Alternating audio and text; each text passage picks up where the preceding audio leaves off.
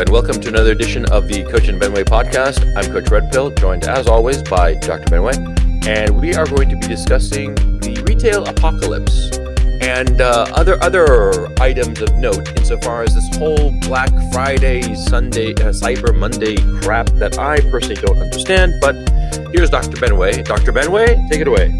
Well, what prompted this, per usual, is random events during my day. This weekend I had to go into the mall to get a few knickknacks and sundries and whatnot. And this was after Black Friday, mind you. It wasn't like, it was 2 a.m. and I need to bulldoze down a part-time employee to get like an open box of a TV. No, this was just normal engagement with the Christmas shopping season, if you will. Mm-hmm. And I actually pay attention to the mall at these times, or I pay attention to retail in general, because I think it's a sign of a health or lack thereof in the community, potentially. And I was paying a lot of attention to my local mall because it has not really been, shall we say, in the best of times. It's generally quite empty of foot traffic, and then in some cases empty of stores. So I was kind of going in expecting it to be even worse. And I was surprised at the health of the foot traffic. I mean, it was the season for it, but it was, much healthier than I thought. And even like the stores were in a better condition than I thought they would be. And there were new stores as well. So I thought, this is kind of an anomaly. But it's been on my mind, this notion, because I think I am the type of person, I suspect a lot of people in our audience are the type of people who are a little bit more used now to shopping online, a little bit more used to not dealing with big box stores, not dealing with people where possible. And I suspect that there's potentially a loss at that. The truth of the matter is, actually, I don't know. Sometimes I have a tendency to prefer convenience, avoidance of unnecessary social interaction. And at the other end, I realize, well, it is the place where the rest of the community is kind of forced to meet each other. It is one of the linchpins of the neighborhood, if you will. It's in the old French, it was the arcades, and the arcades wasn't necessarily just video games. I mean, this is kind of turn of the 20th century, late 19th century, kind of glass and covered streets, glass and iron and covered streets that served as like the focal point of everybody kind of interacting with each other. And it wasn't just a little outlet of a major store. It was, the guy who cobbled shoes was there, and the woman who baked bread was there. You had to interact with them. And, that's kind of like what's been on my mind these days, to try to convert shopping into a sociological question. Yeah, for me, it's very interesting because the whole shopping apocalypse, retail apocalypse, well, that's been going on for the last 7-8 years, right? It even has its own listing on Wikipedia. So it's an actual event where basically the online shopping experience forced so many big box retailers to bankruptcy. Now, I grew up with the advent of the mall. I remember as a small boy that the mall was sort of like, oh, this is interesting. This is like the 70s I'm talking about, right? And by the time I was a teenager, the mall was an established thing. It was the place where everybody met and all the rest of it. And people were lamenting the fact that the old Main Street had died out. Because before, you'd had a main street with all the stores there. Your main street was your open-aired mall, right? But I remember this journalist, if you don't recall, Charles Kuralt of CBS News. He did a documentary around 82. And it was right around the time I remember at least seeing Fast Times at Ridgemont High, which I believe had come out a bit earlier, but it doesn't matter. And this documentary was about Oak Park Mall, which had been the home to actually the first mall, but it had been open-aired. And then he was talking about the new mall, which was closed, which is just this boring, ugly box, because the original shopping malls that had been opened, in the 50s had been like these, like you said, like Parisian arcades, like very great architecture and very beautiful, a lot of money spent on decoration. And then, they just realized that they could go all Le Corbusier and just be as minimal as possible and save money because nobody really cared. Nobody really cared about the decoration and the architecture. And I remember growing up, they were lamenting the fact that Main Street was gone and it was replaced by this boring, dull box of a mall, and now the mall is gone. It's just bizarre. I find it funny. Yeah, I mean, it's more than just the mall itself. The mall's the last iteration that went.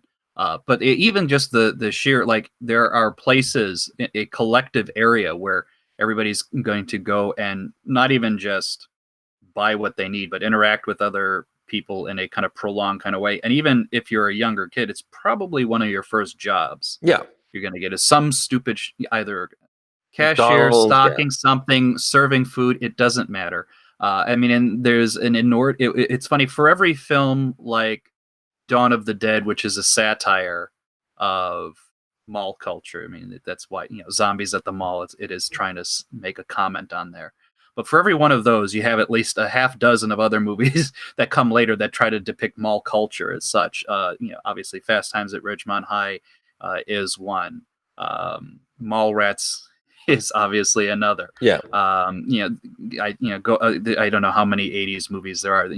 Quite a few. yeah, Right. I mean, and the reality of the nature is that it's more than just I'm going to get what I need and you go. It is a marketplace yeah, of interacting with people. And frankly, all of these are kind of iterations on other social gatherings that you would have encountered. yeah, It didn't yeah, so we talked about the arcades, but even if it wasn't the arcade, you'd have like the cafe street culture, right?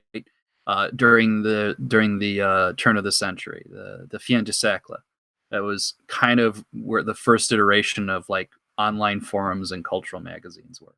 What the other examples you had, like with the old, books, New York books. What was the street like where all the bookstores were? I forget, but there was a Strand. There was a whole bunch of them. Yeah, Yeah, the Strand. There was like Books Row or something. yeah, You just literally, you're going there to get your cultural consumption, right? It was a physical location that you had to engage people with, and you didn't really, in many cases, set the terms of who you were going to engage with. You were just engaging with people there, and it's funny. Even I remember as part of mall culture, mall events, there was literally like either celebrities or people of note would show up at these fucking locations. yeah.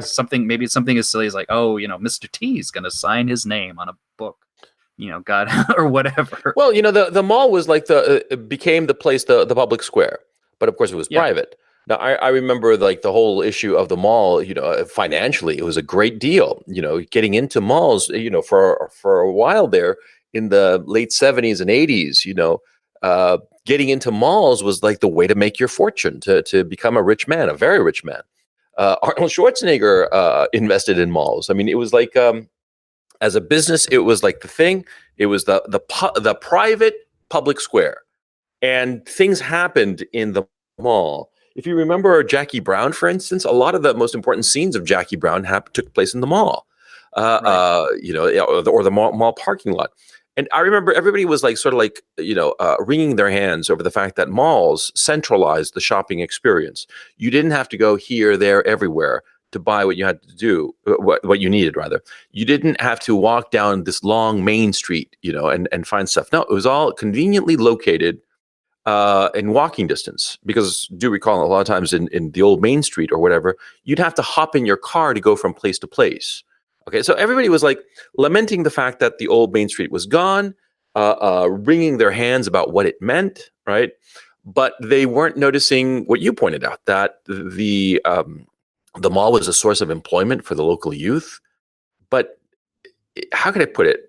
The thing that I hated about the mall is that it sort of like um, it made of the suburbs like a desert, and there were these oases of people at the mall, and there was quite a bit of distance between them, and not just the big box mall, right, but also the strip mall, right. I'm thinking, like, in my own case, I remember very clearly there was this big Kmart and this open aired strip mall. I mean, it was technically a strip mall, but it had, I don't know, it must have had like if I had to guess, maybe 50 stores, 50 small stores. It had a small bookstore. It had a small record shop, a small one, but I mean, it must have been, thinking about it, maybe each of them about, between 1,000 and 1,500 square feet of retail space. So it was like big enough, and it was like this strip thing. But over the years, I noticed that even those got wiped out and just became these big regional malls. And then all of a sudden, with online living, online existence, they just got snuffed out. And it's so shocking that it was so fast. The retail apocalypse happened between 2010 and 2017, when the online shopping experience reached a tipping point and everything became Amazon land. It's just bizarre, you know? Well, there were a couple of phases. It even happened before that, because one of the things I always thought about the mall culture is that even if it's a singular building or collection of buildings, right, it's still a collage of different stores, right? It's like not like one company runs all the stores in the mall usually. You did, even if they were outlets of bigger name corporate entities, they were still, a collection of different shops you could get into, and small time people could still get in there. What started changing that, even before you got, online shopping, which obviously kind of was the death knell, but even the big box guys, the big box department stores like your Kmart's, like your Walmart's, what they basically did was say, why even bother going to the mall? We basically have a mall all in a big space. All the departments are the different places you could potentially go. Why bother? Oh, and by the way, it's as cheap as it can fucking be if you go to Walmart or Target or Kmart or, pick your poison, right? Yeah, occasionally a department store would be one of the anchors in the mall, notably Sears, again, one of the major retail players that went to bankruptcy this year. But they didn't dominate the whole thing. Now, yes, Amazon, like Walmart before, it's, hey, why bother going to all different sites and everything? We have literally everything you could conceive of. What you do as a result of that, you eliminate any kind of human interaction, any kind of accidental kind of engagement with people as a result of that. And that is something, there's something serious about that I for all my desires for convenience, it always begs the question, what is the cost of convenience on the individual? I don't even necessarily mean the obvious way, the cost of convenience on, like, hey, all of these people unemployed, that's a big topic we could talk about. But the cost of you, right? Yeah. So, like, I think the example I always, that I don't even, this isn't even my example, I just like hearing it. When people said, back in the day when if you were into a band, let's say, it may not necessarily be the easiest thing to just go on. Well, obviously you couldn't go online and get all of their records, right? Mm-hmm. You had to, some sense, hunt it down. Yeah. And there was a sort of developmental exercise in doing that. You had to talk to people. You had to ask people, do you know this, that, or the other? You would go around and find these things. Yes, there's an inefficiency to that, but there is a, for lack of a better term, a questing element to that. And the questing element is probably, in many cases, the mechanisms why you found peripheral things that were of importance. I'm sure you experienced this even more than I did. I got the tail end of it a little bit. Yeah, for me, it was a bookstore. I remember in '95, I just moved to LA. I was living in a shitty little apartment, and I got this flyer in my mailbox one day saying that the Barnes and Noble was going to be opening up. Okay, and the flyer had all kinds of coupons, and I was like psyched about that. I mean, they were really astonishing. It was like 30-40% off and stuff, right? And so I went down to the Barnes and Noble that they'd opened up, and it was 4 stories of underground parking, right, and 5 stories of books, and it was just like this major store, okay, huge. And I go there, and it's like a pig in shit. I'm happy as can be. Especially at that time that I was dead broke. Going to the Barnes and Noble and being able to sit there and just read a book for free, not have to pay anything, right? I could even bring my own coffee if I so felt like it. If I could, just brew it at home and bring in a little thermos bottle, they wouldn't have a problem with it. And I could just sit there all day if I wanted to. There were several weekends when I was so flat broke that was my only entertainment for the weekend. And it was great. But now that I don't even know if that store is existing anymore. Barnes and Noble is like seriously on the back foot as a commercial venture. And I think also what was nice was the other people. There would be a lot of other people, and you'd wind up talking to them sometimes. And I'm not saying, picking up some girl. Sometimes you'd be talking to some guy about some novel there and just have a delightful conversation with somebody. It was a nice experience, that interaction. Now, of course, the convenience of just click, click, click, and there you have the book. But it's not the same now, is it? It's because it's not. It's just your eyes are the only senses experiencing it.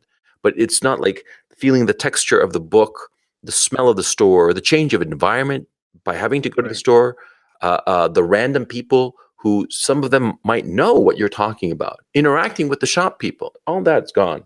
Yeah, yeah, the expertise. I mean, comic book folks would have known this. Like you said, like, hey, I'm interested in this particular writer or artist, and if the shopkeeper knew, and it's like, oh yeah, you look at this, that, or the other. You may not be aware he did this thing. Oh, and by the way, a guy's very similar to him.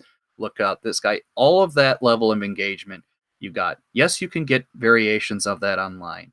It's not really the same. It's like you hear the two of us talk, but it's a little bit different from if you were talking to us in person at a coffee shop, or you ask, am I expertise on things? I could literally start pulling things off the shelf and handing them to you and say, this is what you want to look at, that's what you want to look at. And this side, it's not the same online. It's a proxy for sure, but it's not the same. And it's the general imposition of bigness. That's the other bothersome element to this, right? I mean, with convenience is predicated on the notion that I can literally pull anything for you, right? And with that anything, it's like all of the little inefficiencies of life get trotted away. And yeah, there's cost to it, but hey, Amazon is this wonderful company that has everything you could possibly want. And hey, your privacy might be invaded. Your companies might be rivaled, out of business and whatnot, but it doesn't matter because you can buy everything so cheaply. Yeah. That notion of like cheapness uber alles, I think, is a terrible mistake, because I think that competition is inevitably inefficient, and competition, the inefficiency of competition, gives rise to higher prices. I think that the whole turning away from competition and the regulatory framework of the United States that has favored low prices over competition, that doesn't matter if something becomes a monopoly.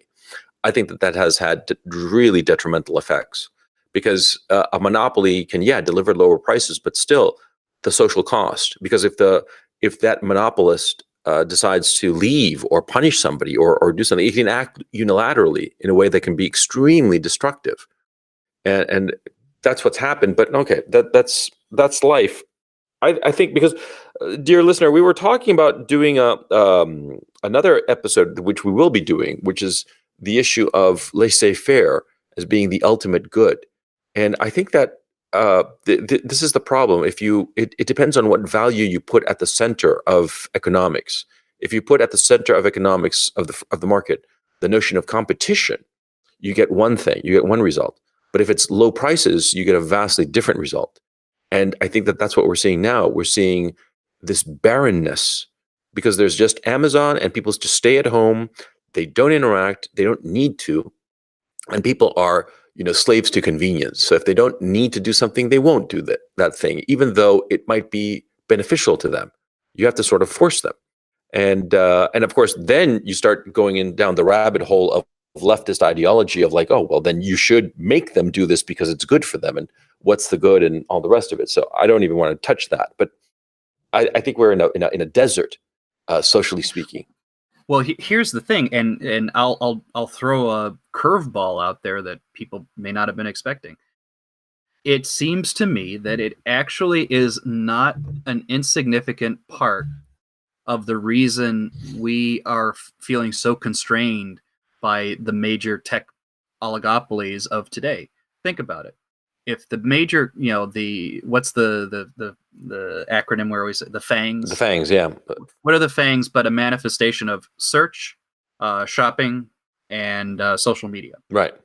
Think about why we have all those things. Well, amongst other reasons, a lot of the vehicles you would have gone, not just for shopping, yes, but as we already indicated with these retail stores, these malls, these bookstores, what have you. They would have been locations and places where you would have interacted with people to get a lot of the things you would have gotten from social media. Yes, Twitter lets you know the broader world, but before Twitter, you would have had your little zines, You would have had your clicks. You would have had your coffee shops, whatnot. Same goes for YouTube. Google is the mechanism of searching, and oftentimes the expertise you got from the people in the stores would have been that expertise that you would have got through searching. With all of that gone in a very much a desert, or even if it's not gone, it's like we don't really focus on it. You drive yourself further and further into the social media world to be that replacement proxy. And guess what? You're so dependent on them that you're now you're beholden to them. All of their, like you said, their social engineering desires. It's hard for me not to think that this has a piece of contribution to that. Yeah. I guess what happens is it's so bloody useful. That's the problem. It's so goddamn useful to just sit there on your ass, let your ass get fatter and fatter every day, and just click, click, click. You know, like yesterday, right? I was arranging travel plans. I was purchasing some items I had to get. I was looking up some information. I was talking to a whole bunch of people. All of this from my computer, from my laptop computer, which means I can go anywhere with it, right? I'm sitting there on my laptop doing all this stuff, finding out all of this information, arranging all of these things that ordinarily, instead of taking me, it was maybe a couple of hours, it would have taken me a couple of days. I mean, I also had to do like some banking stuff, right? And so it was like all of these things that I was doing was just so easy. No going to the bank, no going to the library, no going to the retail store, no going to the travel agent. No, all online. And incredibly convenient. I didn't interact or speak with a single person except a couple of emails from my bank. It was, if you think about it, it's kind of creepy. I thought to myself at the time, boy, I got a lot done. But at the cost, what cost, Yeah, that's the thing. I mean, it's a problem because it is a valuable allure, right? Like, for example, I'll give you my story. Over the weekend, I wanted to pick up all of these volumes of James Boswell's personal journals. Mm-hmm. So Boswell is famous as the biographer, the life of Samuel Johnson. That's his claim to fame. But he's also, for those who dig into him, like his whole series of journals are much more interesting. Even I know I could never get him at 99% of the physical bookstores, right? Yeah. Not just because they're out of print by and large, but because they're just a specific item. Yeah. I go on Amazon, I got all of the volumes used cheap. They're all on their way, right? I mean, it was that convenient. So I know it's that convenient. I know there was no other way to get it. I also know that I have probably as a result sacrificed some of the value to a lot of these things. The notion of rarity of something, like putting the effort in to get something does seem like it diminishes the value of those things. I mean, when I can get a stack of books so quickly, sometimes it feels like, I'll peruse them and then, oh, I'm done. And I don't care that much. It doesn't have that weird psychological weight that of the effort you put into it. Mm-hmm. And there is something to that, So, I mean, but needless to say, it's not something I can just take the wand, wave away, and said, "There's nothing here." It's all empty calories, because it's not. I frankly got something of use that I would never have been able to get any other way, and that's the kind of natural conundrum we're always in. What's the proper trade-off, right? Yeah.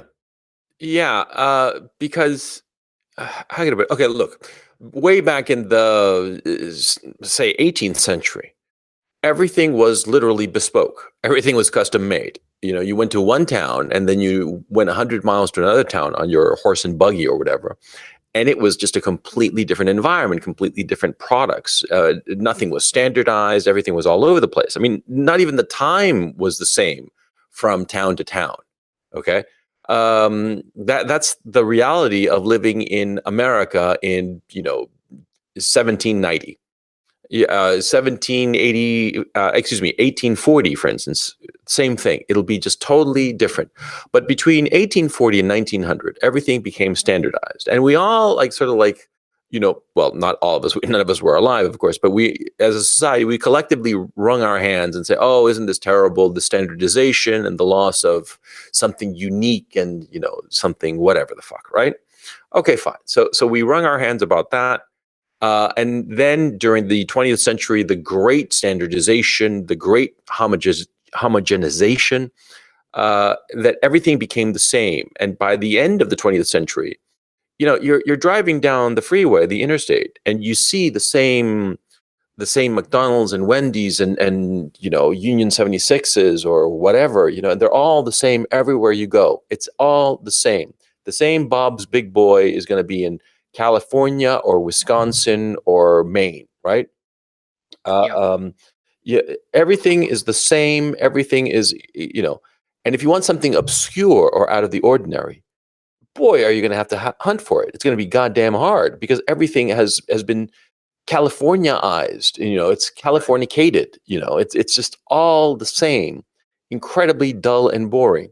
And then the online world, you can be as weird and unique as you want to, and somebody will find your stuff. Somebody will find your product, your little group, your little fetish, your little whatever it is, no matter how weird and obscure. And not only will they find it, there will be enough people worldwide that to coalesce around this thing online, that you will have a vibrant community over whatever the hell. I mean, you could be like into tiddlywinks, for crying out loud. Well, I'm not even going to go into tiddlywinks because I know that the tiddlywink club online world is like huge, right? I mean, you can get into the most obscure things and there will be a huge crowd. Now, that's a great thing about the online life, that it has brought back that variety that was standardized out of existence between, say, the 1850s and the year 2000, roughly.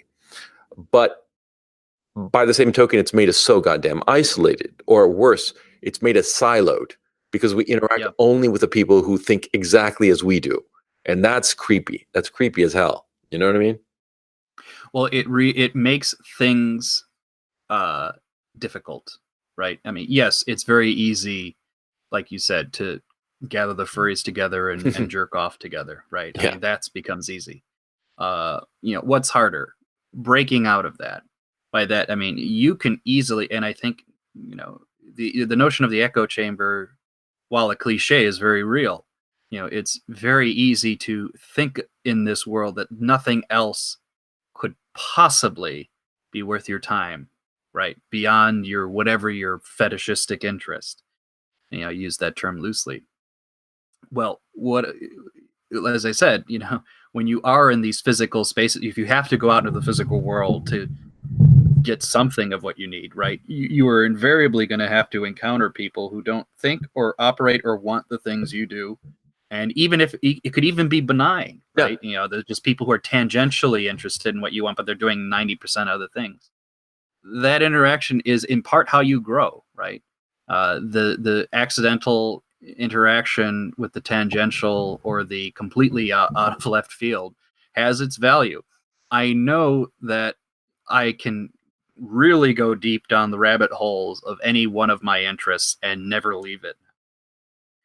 If all I wanted to do was, for example, think about obscure Catholic theology, Mm-hmm. I could be in a world where I never have to escape it, and I don't even have to be in the fucking monastery to do that anymore. Yeah. You know what I mean? Yeah. Or well, I don't know. It's great that you can do that. Okay. I mean, look, it's like everything. There are trade-off costs. It's wonderful that you're able to indulge whatever thing that you really, really like and find very easily the people who are equally enamored of that thing, like conservative Catholic theology, for instance. Let's not talk about furries because I don't want to talk about that group right now because it's kind of horrifying. But, you can find any obscure group, no matter how bizarre, and you can hook up with people, like-minded people. And that is a wonderful thing. But you don't, at the cost that you don't talk to the guy next door. You have no idea what's going on in your locality. You're just a free-floating atom, like an untethered balloon, to use my favorite metaphor. It's creepy, and it's very fragile too. Oh yeah, right. Yeah, because a little bump to this online existence, and it can be completely shattered, and all of a sudden, all of your social capital, the social capital you have accumulated with these like-minded people, if the rug gets pulled out from under you, i.e., you get deplatformed, it's not merely that perhaps your business or your entertainment is gone. It's like your whole social set is gone, and that's catastrophic, I would think. And not only that, it's you become like these random. They happen in nature. Like there are certain fish who can only survive at a certain pH level Mm-hmm. in the water. Mm-hmm. If it's a little bit too high, they'll die. If it's a little bit too low, they'll die. Similarly, in an isolated world like this, it's like, oh, if it's a little bit too far off to the right, fuck, I can't operate, I can't think, I need to go back to the safety of my Vatican II Council documents. I'm just saying that because I'm looking at this book. Yeah. but you get my point, Yeah. right? I mean, it not only is the society or the little niche society you're in itself, can be pulled out from under you, broken, whatever. Your ability to find a replacement or your comfort level with a replacement could also just be so unnecessarily jarring. Mm. Yeah. I'm very much of two minds about this whole situation now, because I can see the advantages of the new situation. If there weren't advantages, nobody would be doing it. Okay, obviously. Right. So there are tremendous advantages to it. On the other hand, we cannot ignore the cost. But by the same token, I get sort of like impatient to be wringing my hands over the inevitable costs of something that is positive in many ways. I get bored of that, because that's something that we conservatives tend to do a little bit too much, wringing our hands about, the this newfangled thing, this electricity stuff. I don't like it. I like it when we just wax candles and shit, and we should go back to wax candles. We conservatives tend to have this hand wringing thing. But by the same token, we also tend to be the ones like having the best critiques of the new and not being enamored of the new merely because it is new or merely because it is very convenient. Because it is so goddamn convenient. Okay, I mean, like, for instance, let me tell you about the banking situation I had. Somebody tried to charge a few $100s on one of my credit cards. Okay, and the bank alerted me via email. And I had a series of exchanges via email, and the net result is that that card got canceled, and they'll just FedEx me a new one. Now, all of this happened without a shred of conversation. It happened in the course of a couple of hours. It was just done. No, nothing drawn out. Had it been like the real world, it would have taken days. It would have been something that would have been weighing on my mind for days, because I'd be thinking, even though I know for a fact that my insurance policy on my credit card is such that I'm not going to pay a dime of any of these losses. That's the point of having it, right? I'd still be, since if it were stretched out over days, I'd be thinking about it, worrying about it, and but as it is now, I don't have to worry about it. It's just going to be paid off, fixed, done. It was done in, it couldn't have been more than 90 minutes. The whole interaction to solve this problem. So convenient. It was just so it allowed me to relax, to not have this floating in the back of my mind over the next couple of days. I got the notice, swapped some emails with the fraud people at the bank, done, and that was it. It was just so smooth, right? But more importantly, it reduced the anxiety and worry, even though in this particular case, nothing was going to happen to me, even if it had been drawn out. But it's just the fact that it would have been sitting in the back of my head for 2-3 days or longer. I mean, like, I can imagine, like, I remember actually now thinking about this back in like the 80s.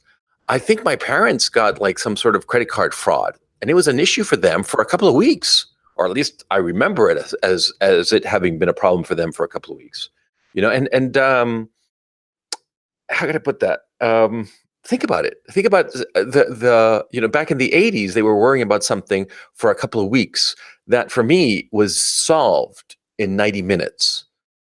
That is for sure. I mean, there's absolute convenience to that, for sure. Like banking is a great example. All sorts of basic utilities you'd have to deal with. Yeah. No doubt.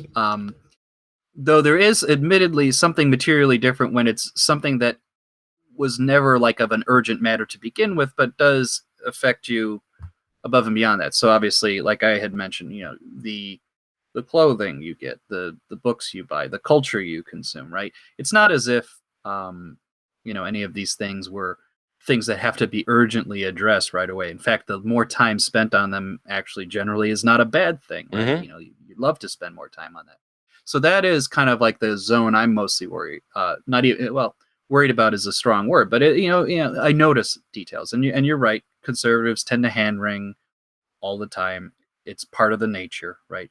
But that hand wringing also puts you in a position to notice continuity and change in a way that those who are always just looking for the new never notice. Because when you're always looking for the new, your memory is short term, always, right? You're always like, what is happening now? What is happening now? Yeah. It's like the mayfly, right? So a conservative just sees by his nature, these changes.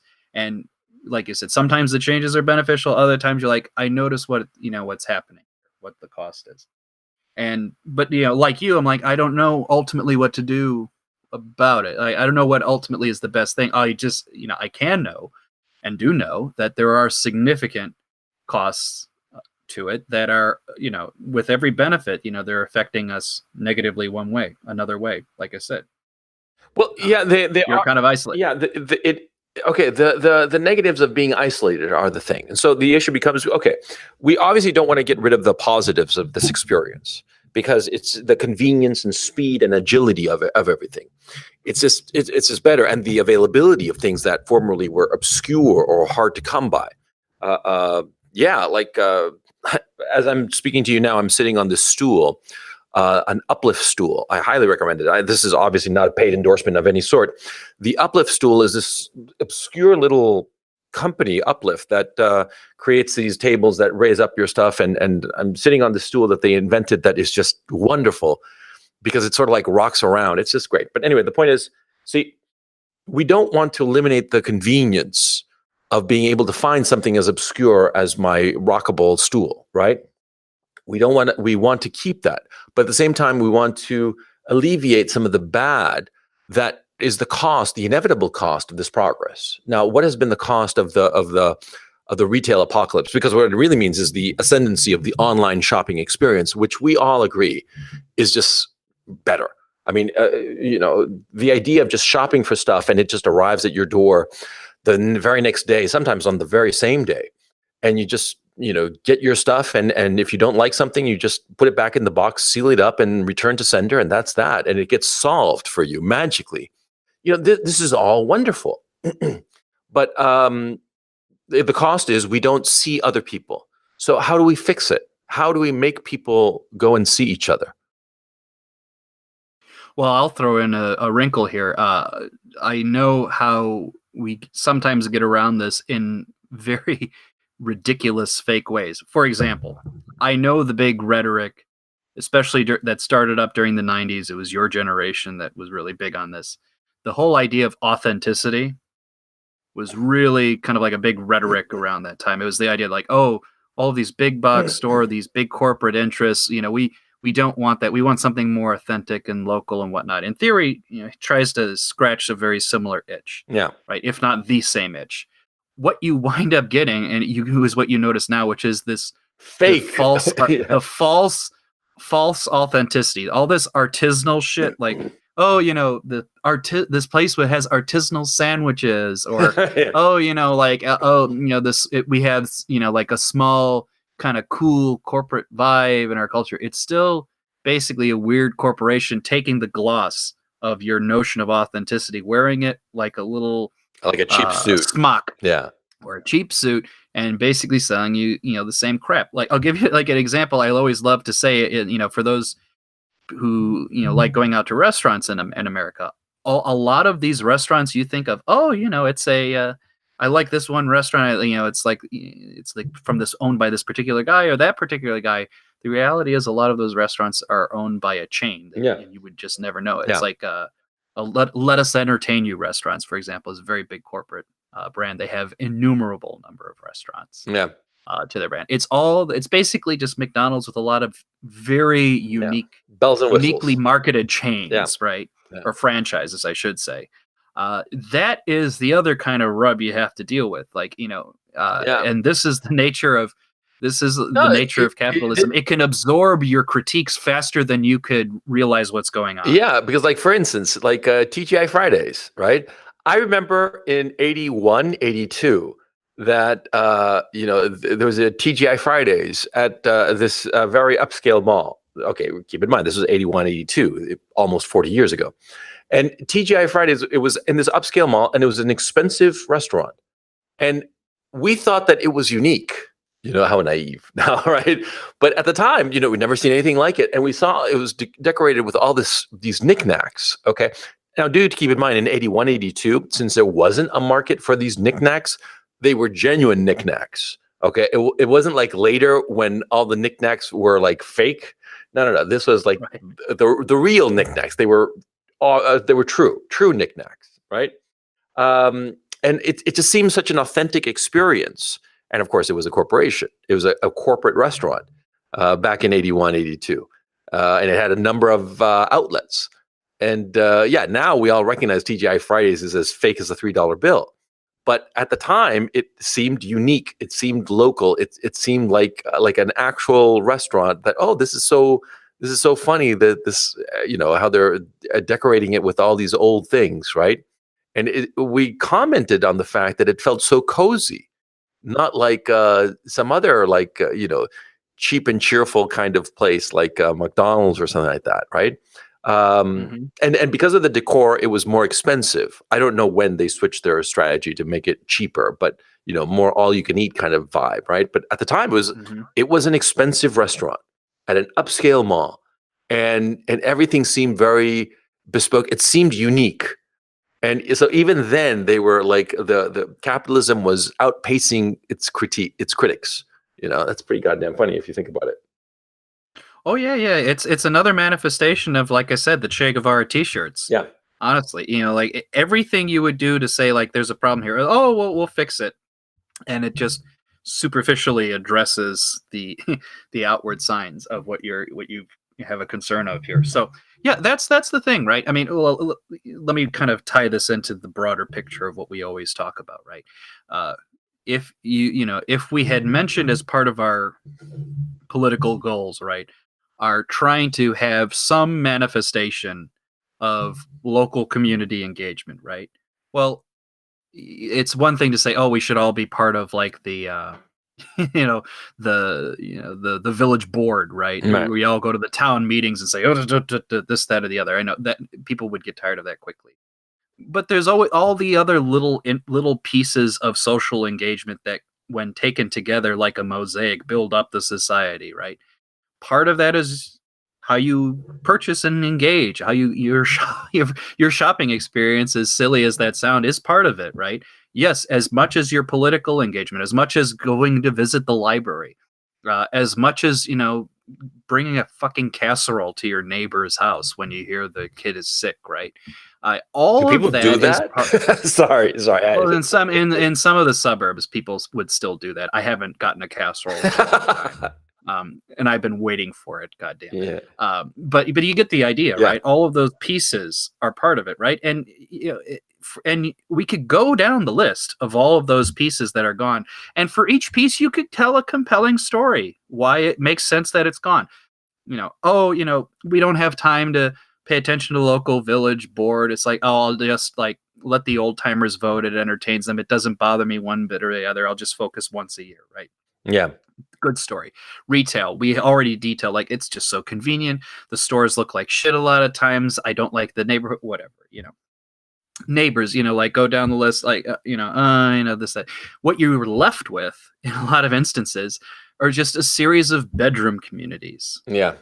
And, for those of you who know that, there are certain types. There are like small town suburbs, which kind of like have everything you would need to live there, and then there are those exurbs or bedroom communities, which are literally like subdivisions that are just homes. Yeah. You just go there to sleep, and everything you need is either you have to drive a while to like the local super chain or the whatever. There's no community there other than just like you may acknowledge the fact that your neighbors exist, Yeah. but that's about it. Yeah. All of that builds up, and you're in cells. Essentially, you're in nice little coterie protected, sealed off cells. And if you think you're living in the city, is somehow going to, improve that. Yeah, you have, in theory, more, access to more things, but more and more of the neighborhoods I see are turning into cells. Mm. Yes, you're going to have your little street of restaurants or whatnot, but it's all the same kind of chain restaurants too. You know. Yeah, the issue of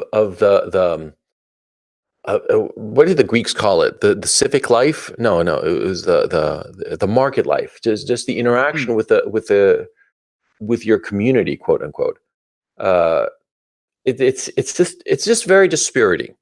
Okay, so this conversation started off because of the whole retail apocalypse, and frankly, it was talking. We just started off this conversation because we were thinking about the Black Friday retail day, which Right. uh, which in the real world it was sort of like flat year over year. Online, it was quite a bit greater. It was like 6-7%, I believe, was the figure that sales had grown by 6 or 7% year over year online, and that in the retail in the real world, brick and mortar, it was flatlined after the catastrophe of the last 7-8 years.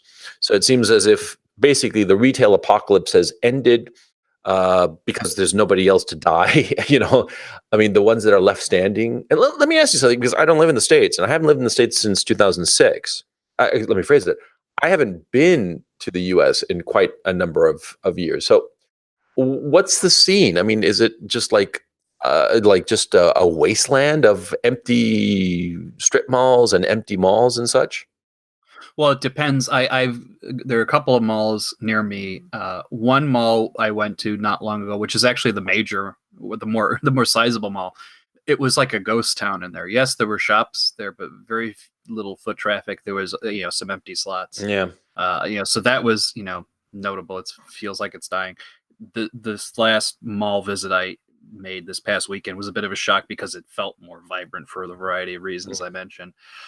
When I a lot of, like, if you actually are going to go to a physical store to shop for things, I think the only stores that still have to be vibrant, just given their nature, are grocery stores, Yeah. simply because You have to go. Yeah. most people want to actually touch the produce that they're buying. Mhm. That there are efforts to change that. Yes. I see every day now. Hmm. Even my local grocery store, like literally like the local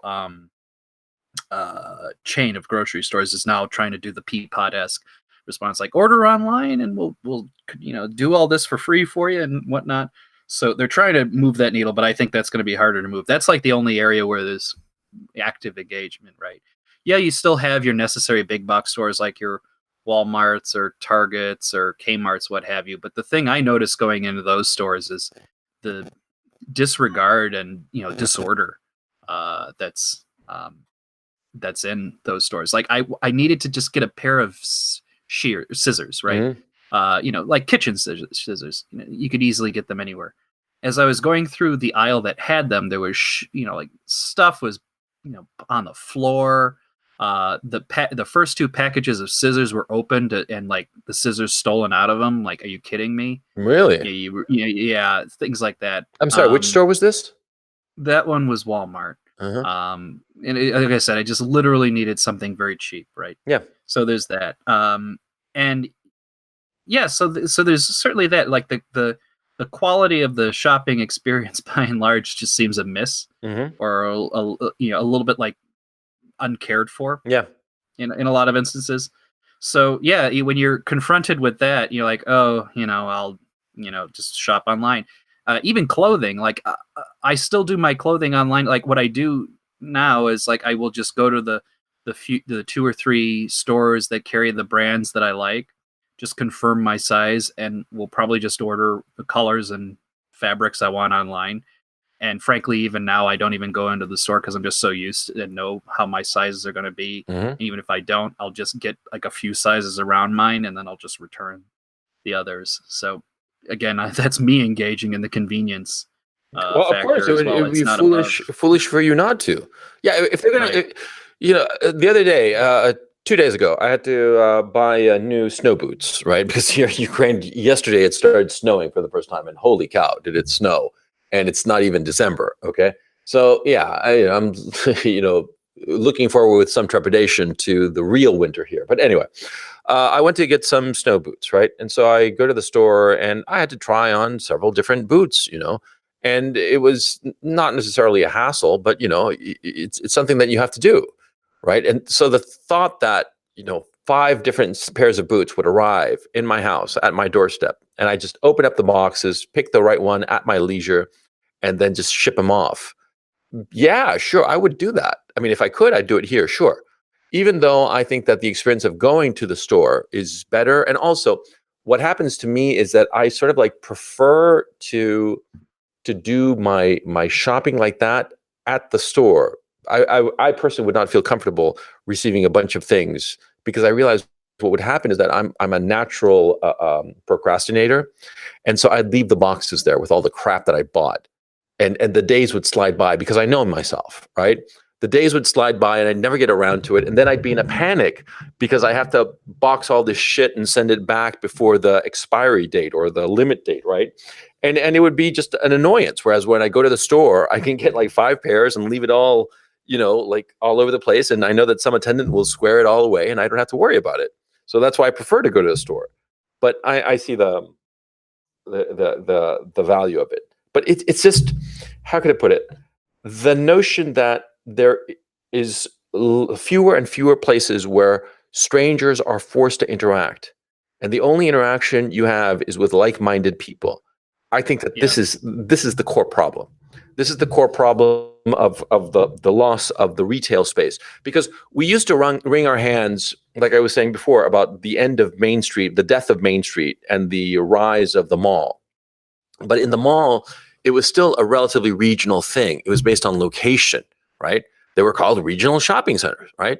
And people from around that area would go to the shopping center. The public square had been privatized, roofed, and turned into this very climate-controlled environment. Fine. But we were still forced to interact with other people that didn't necessarily share our points of view, that didn't necessarily share our politics or our interests or anything. But now, the siloing, I think, is the problem. It's not an issue. How can I put it? I don't want to be like the fuddy-duddy who's like, oh, progress bad, get off my lawn. No. It's the issue that we're becoming so isolated from one another and so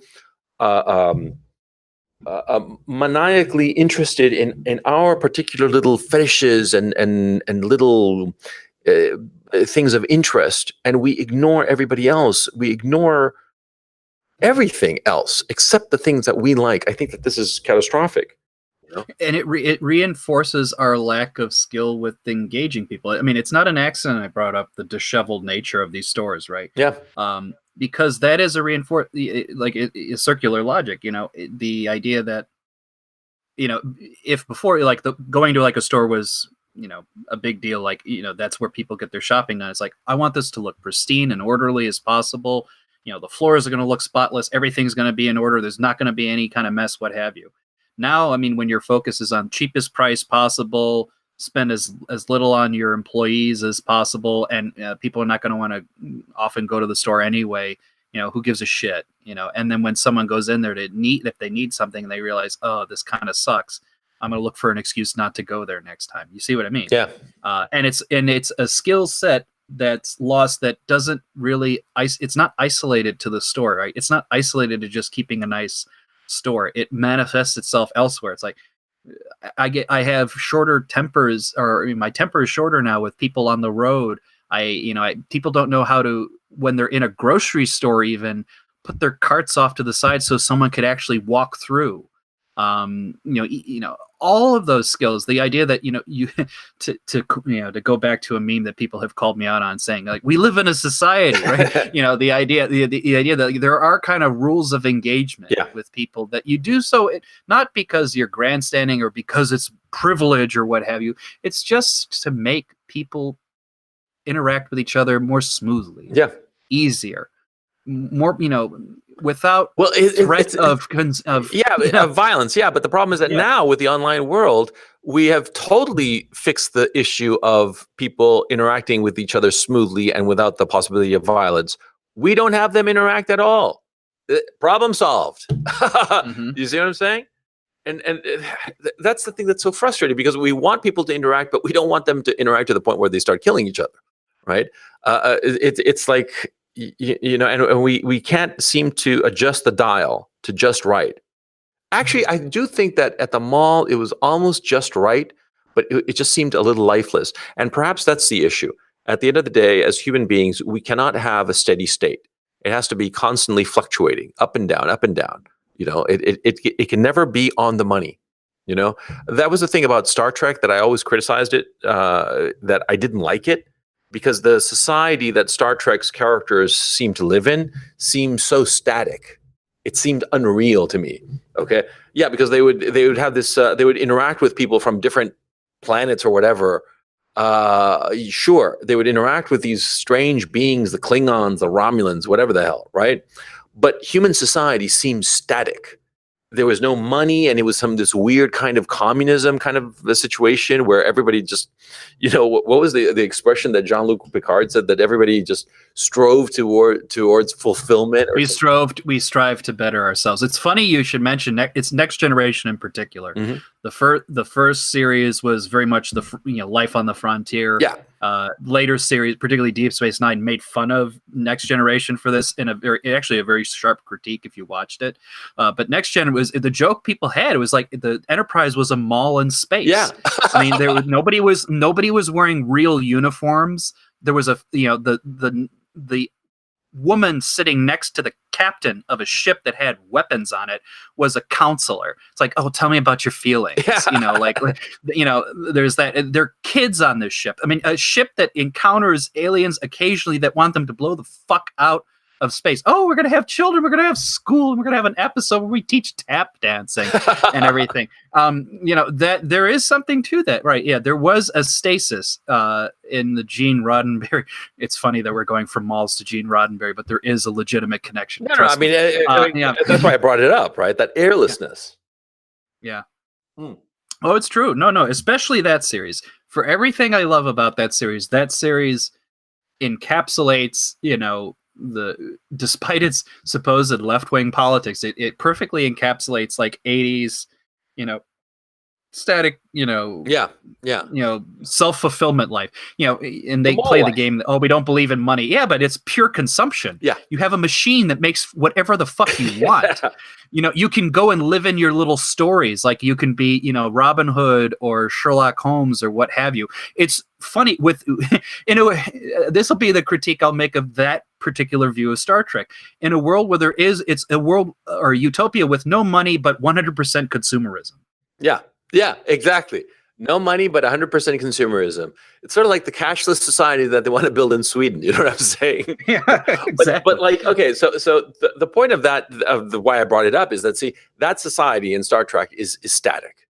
We as human beings, we cannot live in a static society. We need change. We need constant change. And so the urge towards trying to achieve some sort of utopia is absurd, because we're never going to be happy. Because I always think of that experiment with mice and temperature. See, the researchers had these levers built into their little rat cage, right? And so they'd bring in these mice, and they'd set the temperature at an uncomfortable level for the mice to see how the mice would change the temperature, because the mice realized that if they tapped a little lever, they would make it hotter or colder, right? And so the researchers made it extremely hot, or relative to the mice, without killing them, of course, or very cold. Right. And the mice would go and tap it until they averaged out. Oh, okay, X degrees is like the optimum. Okay, let's just say, for the sake of argument, there was like, say, 21 degrees Celsius. I don't know. Okay, I'm just making it up. And so they set the cage at 21 degrees. And what happened was that the mice would come in and they'd instantly go and tap on the lever to just change it just a little bit. And the researchers realized that they could never nail a temperature where the mice would not go to change it, because they realized that the mice needed the sense that they were controlling their environment. They needed that sense, and they would alter their environment and move the temperature gauge out of the optimal in order to feel that they had control over the environment. And I think that that's the thing with the malls and the whole thing, that it was sort of like, the rejection to the mall was happening as the malls were taking over the place, because it was just so fucking airless, temperature controlled, just everything just perfect. All the leaves bright green of the plants, and everything was just perfect, right? And airless and dull as can be, and you just wanted to get away from that fucking place, even though it was lovely. Objectively, a mall is a lovely place to be, but you got sort of sick of it. You wanted something different. But my feeling now is that with the online world, you just have this point of interaction with the online world, which is your computer or your cell phone, right? And so what happens now is that you kind of like, it can be your environment, any environment you want. And the environment you're going to have is going to be one of decay. Because like when you had to go to the mall, I remember Saturday mornings, right? When I was telling you before about going to the Barnes and Noble, I would, get up late, because it's Saturday, I don't have work or anything like that, and goof around, in my boxers and a t-shirt, right? But then all of a sudden realize, okay, I want to go. So I had to take a shower. Spritz myself up even marginally, right? Before going to the Barnes and Noble and reading books all day. I had to do that. I couldn't not do that, right? Because I'm going to be out in public interacting with people. Now, I can be in my boxer shorts that I haven't changed in a week, and a t-shirt that can practically walk by itself, and no problem, because it's online. I don't interact with anybody. It's just through the screen. And I think that leads us to decay, because we start to decay individually, and therefore we start to decay as a society. Does this make any sense? Well, not only that, you're just so more easily manageable that way. Yes, just so much more docile. Yeah. Because when you're in that rut, you're like, oh, it's only online shit, Like, for instance, I was realizing, I had to pay for like the new credit card. I was mentioning before, I got credit card fraud, right? And they canceled the card, and they're going to send me a new one. But I have to pay for the FedEx of the card to get to me. And that's going to be, I don't know, $30, $40. And I'm like, okay, it's a cost that I'm willing to bear because of the convenience. And it's quite an excessive cost if you think about it. Well, it must be because you're in Ukraine, because I've never been charged a FedEx for any stolen. In fact, they go out of their way to like give me the most priority FedEx credit card replacement when I've had fraud. And I've had it, a number of times. It's just common now. I don't know what the reason. Sorry, I'm interrupting your story, but it just sounds so weird. And I'm willing to bet our audience would wonder that. Yeah, it's an American bank. It's not an American bank. Okay, and non-American banks don't have they don't prioritize their customers as much as American banks do. Gotcha. Yeah. Sorry, I interrupted you there. No, quite all right. But look, we've been going on an hour for this topic. Let's call it a podcast. What do you guys think? You who are listening to us so far, why don't you leave your thoughts in the description below. And yeah, this has been the Coach and Benway podcast. Thank you very much for listening to us, and we will see you next time. Take it easy. Tell us the condition of your stores. Yes, good. Tell us the condition of your stores. Yes. Later.